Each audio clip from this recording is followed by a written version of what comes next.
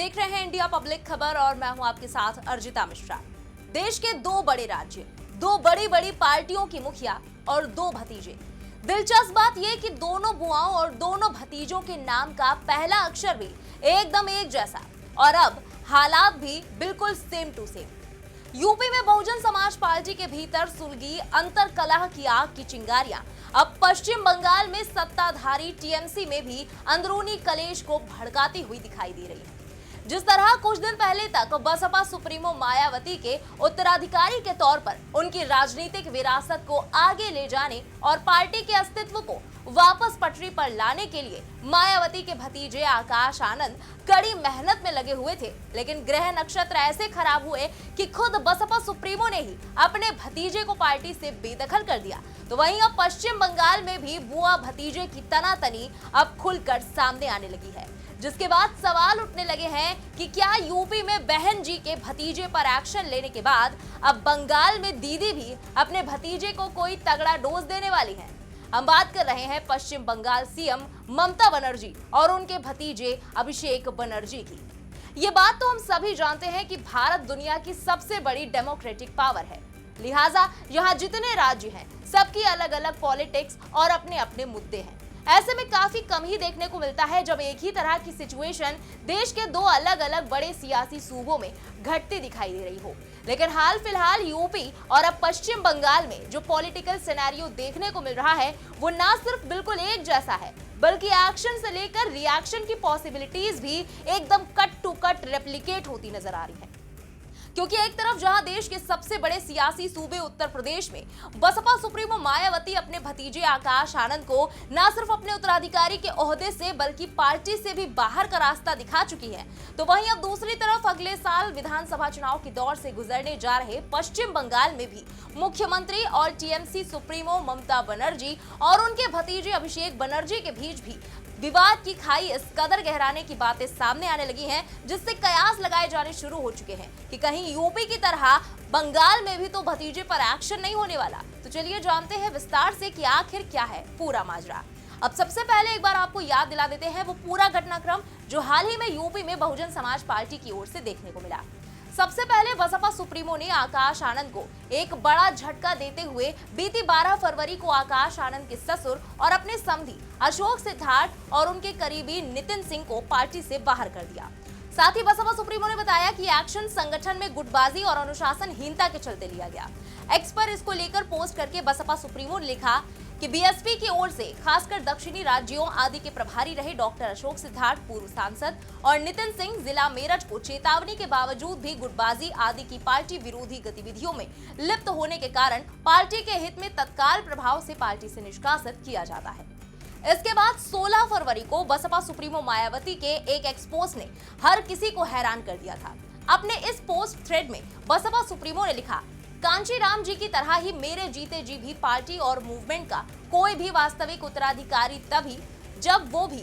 कांचीराम जी के अंतिम सांस तक उनकी शिष्या की तरह पार्टी और मूवमेंट को हर दुख तकलीफ उठाकर उसे आगे बढ़ाने में पूरे जी जान से लगातार लगा रहे।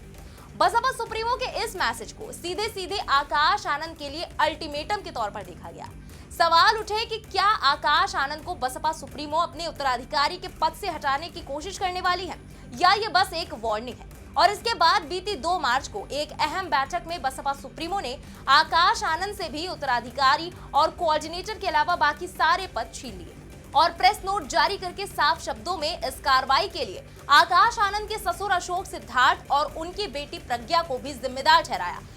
जो कि आकाश आनंद की पत्नी भी है। बसपा की ओर से जारी प्रेस नोट में लिखा था कि जहां तक आकाश आनंद का सवाल है तो आपको ये मालूम है कि अशोक सिद्धार्थ की लड़की के साथ इनकी शादी हुई है और अब अशोक सिद्धार्थ को पार्टी से निकालने के बाद उस लड़की पर अपने पिता का कितना प्रभाव पड़ता है तथा आकाश पर भी उसकी लड़की का कितना प्रभाव पड़ता है, तो ये सब भी अब हमें काफी गंभीरता से देखना होगा, जो अभी तक कतई भी पॉजिटिव नहीं लग रहा है। ऐसे में पार्टी और मूवमेंट के हित में आकाश आनंद को पार्टी की सभी जिम्मेवारियों से अलग कर दिया गया है, जिसके लिए पार्टी नहीं बल्कि पूर्ण रूप से इसका ससुर अशोक सिद्धार्थ ही जिम्मेवार है और जिसने पार्टी को नुकसान पहुंचाने के साथ साथ आकाश आनंद के पॉलिटिकल करियर को भी खराब कर दिया है। हालांकि अगले ही ही दिन आकाश आनंद ने अपने ऊपर लिए गए एक्शन के बारे में एक भावुक पोस्ट करते हुए अपनी लड़ाई जारी रखने की बात कही। आकाश आनंद ने लिखा कि मैं मायावती जी का कैडर हूं और उनके नेतृत्व में मैंने त्याग, निष्ठा और समर्पण के कभी ना भूलने वाले सबक सीखे हैं।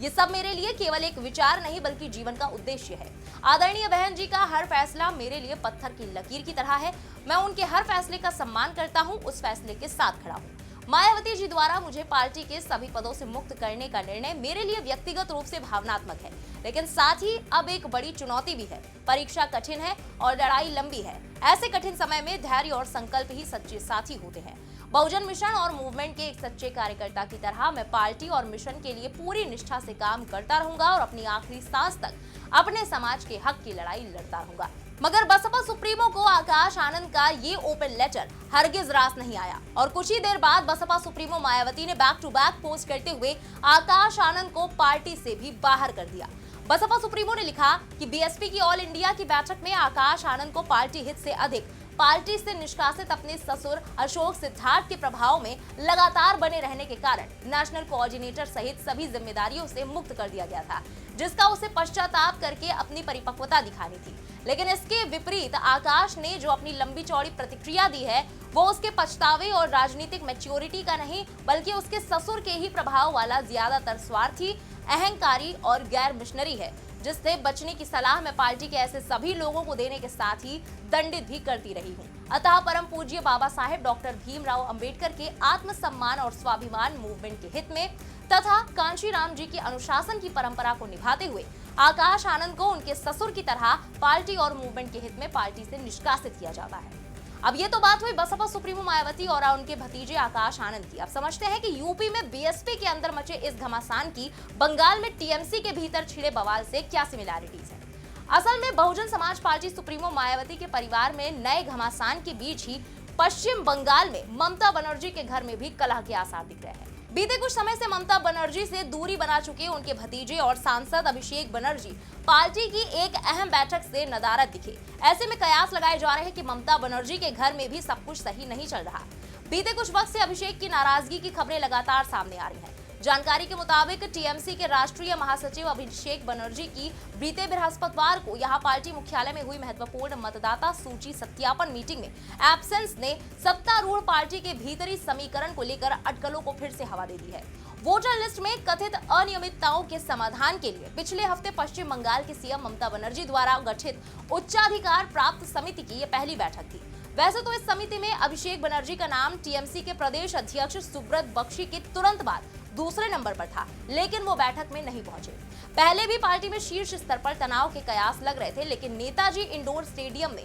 हाल ही में आयोजित एक रैली में ममता बनर्जी द्वारा अभिषेक के भाषण का सार्वजनिक समर्थन किए जाने के बाद शीर्ष स्तर पर यह तनाव कुछ कम होता दिखा था। आपको बता दें कि इससे पहले भी पश्चिम बंगाल की सीएम ममता बनर्जी और उनके भतीजे अभिषेक बनर्जी के बीच कुछ भी अनबन होने का दावा पहले से किया जा रहा था। कुछ ही वक्त पहले भी कहा जा रहा था कि ममता बनर्जी और अभिषेक बनर्जी दोनों के बीच जारी अनबन का असर पार्टी में भी देखने को मिल रहा है। इस विवाद को ममता बनर्जी और उनके भतीजे अभिषेक के सहयोगी पार्टी नेताओं के बीच मतभेद के तौर पर देखा गया। साथ ही ये भी कहा जा रहा है कि इन मतभेदों का कोई अंत नजर नहीं आ रहा। दरअसल विवाद तब सामने आया जब पार्टी के कुछ नेताओं ने कोलकाता के आरजी कर अस्पताल में महिला ट्रेनी डॉक्टर के साथ हुए विभत्स कांड के मामले में टीएमसी सरकार के रवैये की आलोचना करने वाले कलाकारों के बहिष्कार किया, लेकिन अभिषेक बनर्जी इस बहिष्कार के पक्ष में नहीं थे। तो वहीं कोलकाता में एक स्थानीय टीएमसी पार्षद के जरिए गायिका लग्नजीता चक्रवर्ती के नए साल की पूर्व संध्या पर होने वाले कार्यक्रम को जब रद्द कर दिया गया था,